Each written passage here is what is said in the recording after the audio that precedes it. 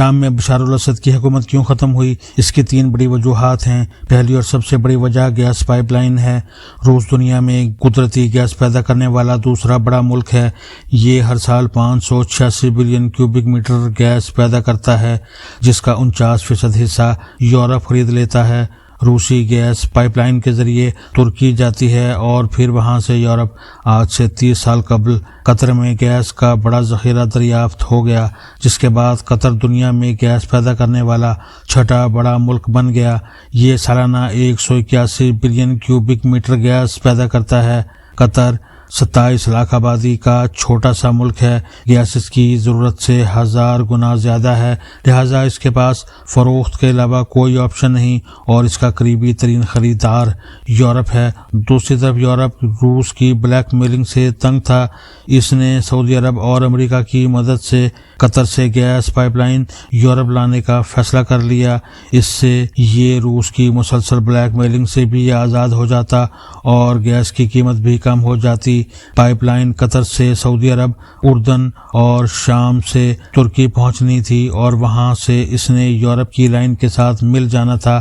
امریکی کمپنیوں کے ساتھ سودا ہوا اور انہوں نے اردن تک پائپ لائن بچھا دی۔ یہ منصوبہ روس کے لیے ناقابل قبول تھا۔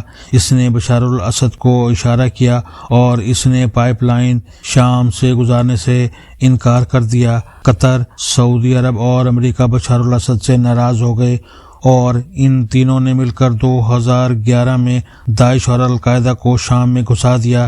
آپ یہاں یہ ذہن میں رکھیں، سعودی عرب، قطر اور امریکہ اور داعش اور القاعدہ ایک دوسرے کے جانی دشمن ہیں، لیکن جب ذاتی مفاد کا معاملہ آیا تو یہ سب ایک دوسرے کے دوست بن گئے۔ سعودی عرب اور قطر نے مالی مدد دی اور امریکہ نے اسلحہ، اور ان دونوں تنظیموں نے 2011 میں شام کی اینٹ سے اینٹ بجا دی۔ تاہم روس اور ایران صدر بشار الاسد کی مدد کرتے رہے۔ اس مدد کی 2 وجوہات تھیں۔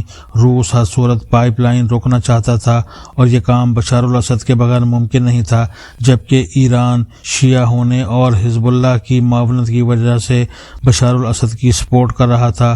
بہرحال شام کی خانہ جنگی 10 لاکھ لوگوں کی جان لے گئی، جبکہ 70 لاکھ لوگ بے گھر ہو گئے۔ قصہ مختصر، 10 سال کی لڑائی کے بعد پائپ لائن کا منصوبہ کھٹائی میں پڑ گیا اور شام میں امن ہو گیا، لیکن پھر نومبر 2024 میں اچانک اس میں ایک نیا موڑ آیا اور بشار الاسد کی حکومت ختم ہو گئی۔ شام میں تبدیلی کی دوسری بڑی وجہ نان اسٹیٹ ایکٹرز یعنی دہشت گرد تنظیمیں ہیں۔ شام میں 2011 سے 6 بڑے اور خوفناک ملیشیا کام کر رہے ہیں۔ پہلی ملیشیا القاعدہ ہے۔ یہ شروع میں القاعدہ تھی، پھر یہ النصرہ فرنٹ بن گئی، اور اب یہ حیات التحریر الشام کے نام سے کام کر رہی ہے۔ اسے درپردہ سعودی عرب، ترکی اور اسرائیل کی مدد حاصل ہے۔ دمشق اور حلب سمیت شام کے بڑے شہر اور علاقے اس وقت اسی کے قبضے میں ہیں۔ دوسری ملیشیا کا نام فری سیرین آرمی FSA ہے۔ یہ تنظیم شامی فوج کے باغی جوانوں اور افسروں نے بنائی تھی، اور اسے ترکی کی حمایت حاصل ہے۔ ترکی اسے اسلحہ بھی دے رہا ہے اور سرمایہ بھی۔ ترکی کے زیادہ تر بارڈر ایریاز اور شہر اس کے کنٹرول میں ہیں۔ تیسری ملیشیا داعش ہے۔ اسے عراق، سعودی عرب اور کسی حد تک امریکہ کی حمایت حاصل ہے، اور یہ شام کی عراقی سرحدوں پر قابض ہے۔ چوتھا ملیشیا احرار الشام ہے۔ اسے قطر کی سپورٹ حاصل ہے اور اس کا مقصد پائپ لائن کا علاقہ کلیئر کرنا ہے۔ پانچویں ملیشیا جیش الشام ہے۔ اسے سعودی عرب کی مکمل حمایت حاصل ہے اور یہ دمشق کے مضافات میں کام کر رہی تھی۔ روس نے اس کے خلاف خوفناک آپریشن کیے تھے، جس کے بعد اس کی لیڈرشپ ترکی میں پناہ گزین ہو گئی تھی۔ اور چھٹی ملیشیا سیرین ڈیموکریٹک فورس ہے۔ یہ کردوں کی تنظیم ہے اور امریکہ اس کا سب سے بڑا معاون ہے۔ یہ شام میں دریائے فرات کے کنارے آباد تمام شہروں پر قابض ہے۔ اسے امریکہ ایئر کور بھی دیتا ہے اور اس نے اس کے علاقوں میں اڈے بھی بنا رکھے ہیں۔ شامی حکومت اور فوج 13 سال سے ان سے 6 ملیشیاؤں سے لڑ رہی ہے۔ اس میں کوئی شک نہیں، روس اور ایران شامی فوج کی مدد کر رہے تھے، لیکن اس کے باوجود گراؤنڈ پر صرف شامی جوانوں کو لڑنا پڑ رہا تھا، اور شامی جوان 13 سال لڑ کر تھک چکے تھے اور ان میں اب مزید لڑنے کی سکت نہیں بچی تھی۔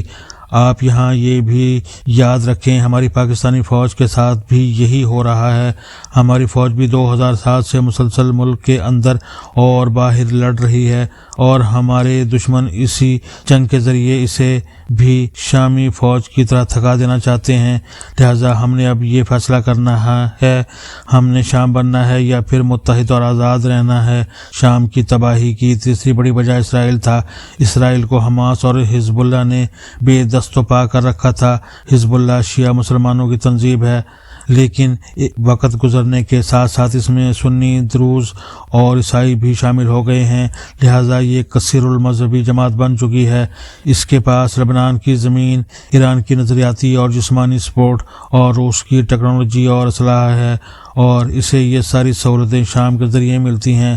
ایران اور روس اپنا اسلحہ، ٹیکنالوجی اور مجاہدین جہازوں کے ذریعے شام بھجواتے ہیں، اور یہ زمینی راستے سے لبنان میں حزب اللہ کے ٹھکانوں پر پہنچ جاتا ہے اور بعد ازاں اسرائیل کے خلاف استعمال ہوتا ہے، جبکہ حزب اللہ کے برعکس حماس کو مصر کی اخوان المسلمین کی حمایت حاصل ہے اور یہ سنی مسلمانوں کی جماعت ہے۔ اسرائیل کو ایک طرف سے حماس اور دوسری طرف سے حزب اللہ نے جکڑ رکھا ہے۔ مصری حکومت سردست اخوان المسلمین اور حماس کے خلاف ہے۔ مصری صدر عبد الفتاح السیسی نے اخوان کے صدر محمد مرسی کو پھانسی کی سزا دے دی تھی۔ اسرائیلی اس حقیقت سے واقف ہے، لہٰذا اس نے حماس کا زور توڑنے کے لیے اکتوبر 2023 میں غزہ کی اینٹ سے اینٹ بجا دی اور یہ سلسلہ اب تک جاری ہے۔ دوسری طرف اس نے 28 ستمبر 2024 کو بیروت میں حزب اللہ کے ہیڈ کوارٹر پر حملہ کر کے اس کے سربراہ حسن نصر اللہ کو شہید کر دیا۔ اسرائیل نے اس دوران ایران پر بھی براہ راست حملے کر دیے۔ پیجرز اور واکی ٹاکیز کے بلاسٹ کے ذریعے بھی حزب اللہ کے 33 کارکن شہید اور 4000 زخمی کر دیے گئے، لیکن اس کے باوجود حماس اور حزب اللہ ابھی تک اسرائیل کے لیے خطرہ ہیں۔ اسرائیل سمجھتا ہے یہ جماعتیں کسی بھی وقت ہمیں خوفناک نقصان پہنچا سکتی ہیں، اور یہ خدشہ غلط نہیں۔ حزب اللہ اور حماس میں یہ پوٹینشل موجود ہے۔ روس اس ساری صورتحال میں ایران اور شام کا سب سے بڑا سپورٹر تھا، اور اس سپورٹ کا حماس اور حزب اللہ کو فائدہ ہو رہا تھا، لیکن بدقسمتی سے یہ یوکرائن میں پھنس گیا۔ اس کی فوج کا 70% حصہ اور بڑے معاشی وسائل یوکرائن میں خرچ ہو رہے ہیں، لہٰذا سر دست یہ کوئی نئی جنگ نہیں چھیڑ سکتا۔ اسرائیل یہ بھی جانتا ہے 20 جنوری کو ڈونلڈ ٹرمپ حلف اٹھا لے گا اور یوکرائن میں جنگ بندی اس کا پہلا ٹاسک ہوگا۔ جو بائیڈن کے مقابلے میں ڈونلڈ ٹرمپ روسی صدر پوٹن کے زیادہ قریب ہیں، یہ انہیں یوکرائن جنگ کے خاتمے پر راضی کر لیں گے، اور اس کے بعد روس کے پاس شام کے لیے وقت بھی ہوگا اور وسائل بھی، اور اس سے ایران، شام اور حزب اللہ تینوں مضبوط ہو جائیں گے۔ اسرائیل کے پاس صرف 20 جنوری تک کا وقت ہے، چنانچہ اس نے اپنے سارے وسائل استعمال کیے اور 10 دنوں میں بشار الاسد کی حکومت بھی ختم کر دی، اور جن راستوں سے حزب اللہ کو اسلحہ، مجاہد اور سرمایہ ملتا تھا، اس نے وہاں مخالف ملیشیا کو بھی کھڑا کر دیا۔ دوسرا، اسرائیل نے ایک ہی رات میں گولان کے پہاڑوں کے شامی حصے پر بھی قبضہ کر لیا، جس کے بعد اسرائیلی فوج توپیں اور ٹینک دمشق سے صرف 40 کلومیٹر کے فاصلے پر رہ گئے ہیں، جس کے بعد اسرائیل جب بھی دمشق پر گولہ باری کرے گا، پورا شہر 8 گھنٹوں میں قبرستان بن جائے گا۔ اب سوال یہ ہے، اب کیا ہوگا؟ اسرائیل اب حزب اللہ اور حماس کو پیس کر رکھ دے گا، جس کے بعد غزہ اور لبنان دونوں ملبے کا ڈھیر بن جائیں گے۔ شام بھی اب کبھی قدموں پر کھڑا نہیں ہو سکے گا۔ میرا خدشہ ہے ملک کو اس وقت 6 بڑے ملیشیاز نے آپس میں تقسیم کر رکھا ہے۔ اسرائیل چاہے گا یہ ملیشیاز آپس میں لڑیں، جس کے بعد شام میں خانہ جنگی شروع ہو جائے گی، اور اس خانہ جنگی کے بعد شام 3-4 ٹکڑوں میں تقسیم ہو جائے گا۔ دوسرا سوال ہے عالم اسلام کا اس پر کیا رد عمل ہوگا؟ اس کا سیدھا اور سادہ جواب ہے عالم اسلام خاموش رہے گا۔ کیوں؟ اس کی بھی 2 وجوہات ہیں۔ عرب دنیا حماس اور حزب اللہ کو کامیاب نہیں دیکھنا چاہتی۔ عربوں کو خدشہ ہے اگر یہ لوگ کامیاب ہو گئے تو پھر ان کا انقلاب پوری عرب دنیا کو متاثر کرے گا اور یوں ان کی بادشاہت ختم ہو جائے گی۔ اور دوسری وجہ گیس پائپ لائن ہے۔ اگر شام میں فساد ہوگا اور ملک ٹوٹ جائے گا تو گیس پائپ لائن کے بینیفیشری ایک لمبی پٹی کاٹ کر اس میں اپنی حکومت بنائیں گے، اس سے پائپ لائن گزاریں گے اور سالانہ اربوں ڈالر کمائیں گے۔ اور اب آخری سوال یہ ہے، کیا روس اس پائپ لائن کو برداشت کر لے گا؟